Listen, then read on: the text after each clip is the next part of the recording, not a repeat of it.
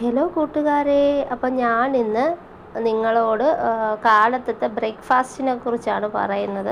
അപ്പം ഇന്ന് അപ്പം ഉണ്ടാക്കാനാണ് ആട്ടി വെച്ചിരുന്നത്. അപ്പം ഞാൻ കിഴങ്ങ് കറി ഉണ്ടാക്കാമെന്ന് വെച്ചപ്പം ഇളയവൾ പറഞ്ഞു വേണ്ടമ്മ ഒത്തിരി നാളായില്ലേ, തോരൻ ചമ്മന്തി മതിയെന്ന്. അപ്പോൾ അവൾക്ക് ഏറ്റവും ഇഷ്ടം അപ്പത്തിനോട് തോരൻ ചമ്മന്തിയാണ്. അപ്പം ഞാൻ വിചാരിച്ചു ശരിയെന്നാൽ അങ്ങനെ ആവട്ടെ.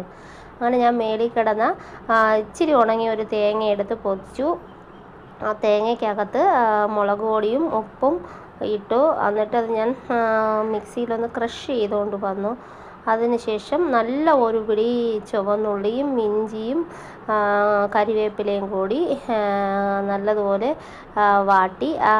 ഉള്ളി ചതയ്ക്കാനും മറക്കല്ലേ, ഉള്ളിയും ഇഞ്ചിയും ചതയ്ക്കാൻ മറക്കല്ലേ. എന്നിട്ട് അത് നല്ലതുപോലെ വാടി വന്ന സമയത്ത് ഞാൻ എന്ത് ചെയ്തു, ഈ ചമ്മന്തി അതിനകത്തിട്ട് ഇളക്കി. നല്ല ടേസ്റ്റാണ്, അപ്പത്തിന് ഏറ്റവും നല്ല കറിയാണ്. എല്ലാവരും വച്ചിട്ടുള്ളതായിരിക്കും, എന്നാലും നിങ്ങളൊന്നും കൂടെ ഇത് വെക്കണേ. ഈ ഉള്ളി തോനെ ഇടണം, അന്നേരമാണ് നല്ല ടേസ്റ്റ്.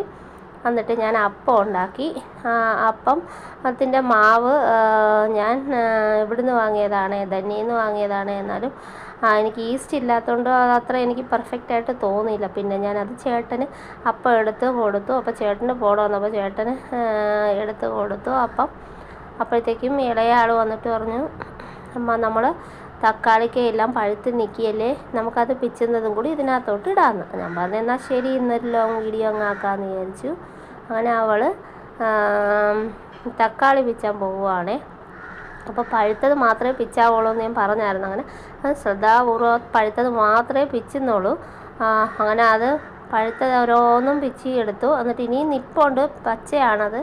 അപ്പോൾ ഞാൻ പ്രത്യേകം പറഞ്ഞു അത് മറ്റേ പച്ചയൊന്നും പിച്ചരുത്, പിച്ചിക്കഴിഞ്ഞാൽ ചീത്തയായി പോവും. അങ്ങനെ അവൾ പച്ച പിച്ചാതെ പഴുത്തതെല്ലാം പിച്ചിയെടുത്തതിന് ശേഷം ഞാൻ പറഞ്ഞു എന്നാൽ പിന്നെ നമുക്ക് വേറെ എന്തെങ്കിലും കൂടെ ഉണ്ടോ എന്ന് നോക്കാമെന്ന് പറഞ്ഞപ്പം അവൾ പറഞ്ഞു അമ്മാങ്കിൽ ചീര വെട്ടിയാലോ എന്ന്. അങ്ങനെ ചീരയും ഞങ്ങൾ കുറച്ച് വെട്ടിയെടുത്തു.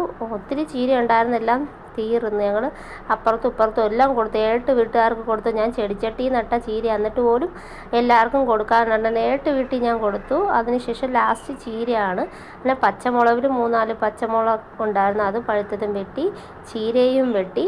അപ്പോൾ കറിവേപ്പിലയും കൂടെ പിച്ചാന്ന് പറഞ്ഞു. അങ്ങനെ മോള് തന്നെ കറിവേപ്പിലയും പിച്ചി. അപ്പോൾ ഇന്ന് ഇത്രയേ ഉള്ളൂ വീഡിയോ. എല്ലാവർക്കും ഇഷ്ടപ്പെട്ടെങ്കിൽ ഞങ്ങളുടെ ചാനൽ സപ്പോർട്ട് ചെയ്യണം, ലൈക്ക് ചെയ്യണം, ഷെയർ ചെയ്യണം, കമൻറ്റ് ചെയ്യണം. ഞങ്ങളെ സപ്പോർട്ട് ചെയ്യണേ കൂട്ടുകാരെ. അപ്പം ബൈ.